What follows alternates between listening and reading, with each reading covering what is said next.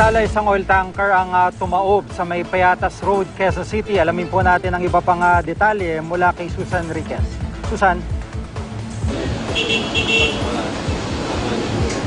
Sa Payatas Road, Quezon City, umalingaso ang amoy ng gasolina matapos umaga sa laman nitong gasolina at crudo. Ang dahilan daw ng pagbangga at pagsaob ng oil tanker, nawalan ito ng preno. May kargang 12,000 litro ng gasolina, 2,000 litro ng kerosene at 2,000 litro ng diesel ang tanker. Kwento ng driver ng oil tanker, may iniwasan daw kasi siyang tricycle dahil nawalan daw ng preno ang kanyang sasakyan. Ang problema, may tumagas sa laman ng tanker.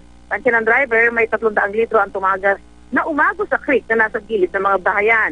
Dahil sa peligrong posibleng idulot, lalo na ang sunog, agad binomba ng kemikal ng Quezon City Fire ang creek kung saan umagos ang product. Nakiusap din ng Bureau of Fire sa mga malalapit na inagusan ng gasolina na huwag mo nang magsindi ng kalan o kandila o di kaya ay magtapon ng upos ng sigarilyo. Baka daw kasi pagmulan ito ng mas malaking problema gaya ng sunog. At dahil dito sa insidente, pansamantalang isinara sa traffic ang ilang bahagi ng Payatas Road. Gigi? Maraming salamat, Susan Enriquez.